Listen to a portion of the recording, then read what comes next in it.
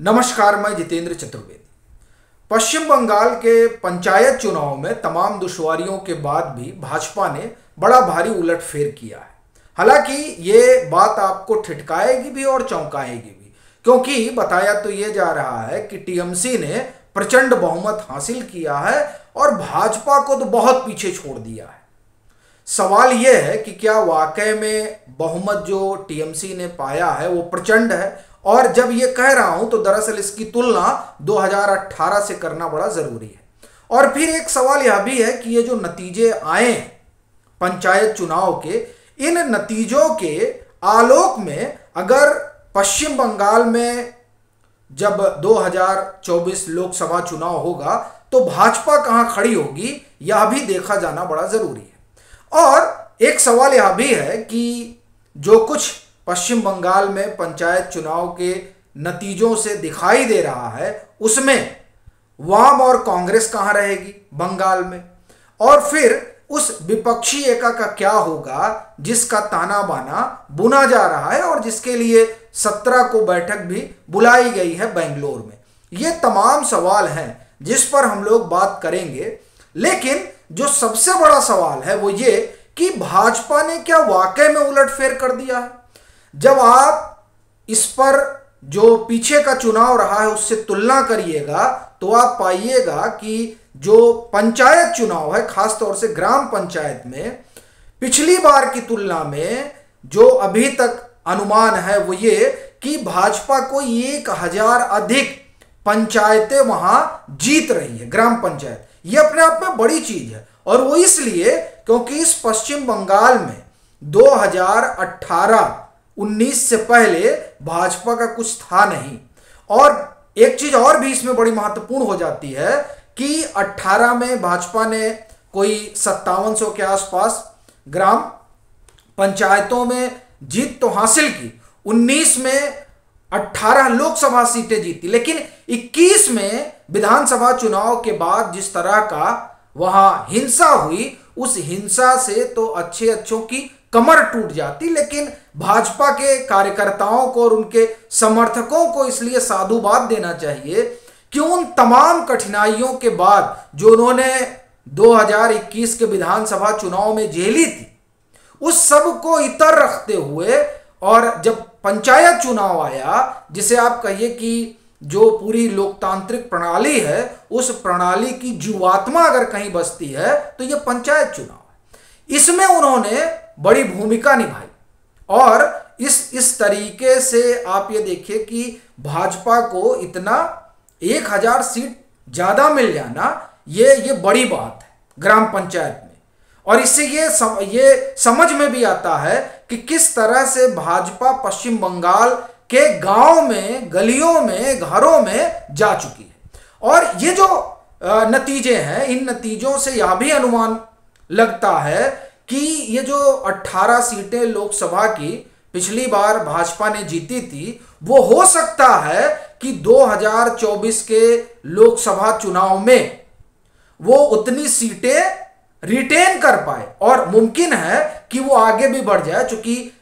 ये जो नतीजे हैं ये बताते हैं कि गांव तक भाजपा पहुंच गई है। और शायद यही वजह है कि टीएमसी जो है वो परेशान है। और वैसे भी इस पंचायत चुनाव में ये पहली बार हुआ, ऐसा कहा जा रहा है कि मतलब एक लंबे अरसे बाद यहां पर ममता बनर्जी को निकलना पड़ा चुनाव के लिहाज से, नहीं तो पंचायत चुनाव में वो निकला नहीं करती थी, ऐसा कांग्रेस ने भी दावा किया। और दूसरा ये कि पहले एक समय था जब 35% सीटें पंचायत चुनाव में निर्विरोध हुआ करती थी, वो अब 10, 12, 13% के आसपास आकर रुकी है। तो ये भी बता रहा है कि किस तरीके से अपना जो स्ट्रांग होल्ड है टीएमसी का वो भी कम हो रहा है। और अभी जो आंकड़े हैं अगर आप उन पर गौर करें तो 2018 में कोई 38,000 के आसपास ग्राम पंचायतें जीती थी टीएमसी ने, लेकिन जो अंतरिम आंकड़े 2023 के पंचायत चुनाव के आ रहे हैं, जिसमें ग्राम पंचायत सीटों की अगर बात करें तो उससे बहुत पीछे नजर आ रही है टीएमसी। यहां पर कुल 63,000 के आसपास जो है वो ग्राम पंचायतें हैं, 63,223 ग्राम पंचायतें। बाकी पंचायत समितियां और उसका भी आंकड़ा अपने पास नहीं है, तो हम अभी सिर्फ ग्राम पंचायत के आधार पर ही बात कर रहे हैं। तो जो सीटें पिछले बार की तुलना में कम हुई वो तो ये बता रही हैं कि टीएमसी का जो स्ट्रांग होल्ड है उसमें अब थोड़ी जो है आप ये कहें कि गिरावट आ रही है। हाँ, अगर बात हम लेफ्ट फ्रंट और कांग्रेस की करें तो उन्होंने भी अपनी सीटें इस बार बढ़ाई हैं ग्राम पंचायत के चुनाव में। लेकिन बड़ी चीज यह है कि ये दोनों मिलकर भी भाजपा से बहुत पीछे है। मतलब अगर लेफ्ट फ्रंट पूरा और कांग्रेस मिल जाए तो भी जो अभी अनुमान है भाजपा को ग्राम पंचायत की जितनी सीटें मिल रही हैं उस अनुमान में भी कांग्रेस कहीं दूर दूर तक दिखाई नहीं दे रही है लेफ्ट फ्रंट के साथ। अब यहीं से सवाल अगला शुरू होता है कि भाजपा जो सीट है, संभवतः ये जो पंचायत के नतीजे हैं उनको देखते हुए लग रहा है कि लोकसभा में 2024 में 2019 का प्रदर्शन दोहरा सकती है। लेकिन विपक्ष का क्या होगा, और खासतौर से तब जब विपक्षी एका की बात चल रही हो और उस एका में अधीर रंजन चौधरी ने टीएमसी के खिलाफ मोर्चा खोल रखा है, वो तो कोर्ट तक पहुंच गए हैं पंचायत चुनाव को लेकर। एक और दूसरा, ममता बनर्जी ये बार बार कहती रही कि कांग्रेस को लेफ्ट का साथ छोड़ना चाहिए तभी आगे कोई बात होगी, लेकिन ये पंचायत चुनाव तो लेफ्ट के साथ ही कांग्रेस ने लड़ा।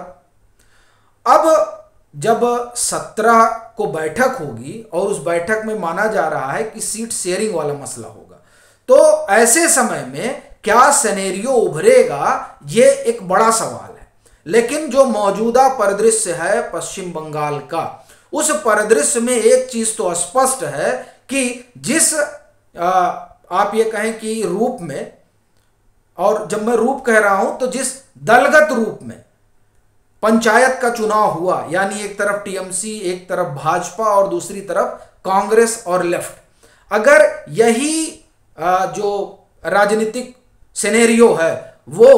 2024 में रहा तो ये बात आप तय मानिए कि जिस तरह से भाजपा ने पंचायत चुनाव में प्रदर्शन किया है वो इस ओर तो साफ संकेत दे रहा है कि 2024 में भाजपा यहां और सीटें भी ले सकती है, क्योंकि पंचायत चुनाव में उसकी सीटें ग्राम सभा में बढ़ी हैं पिछली बार की तुलना में। तो अगर ये इधर ही रहते हैं, यानी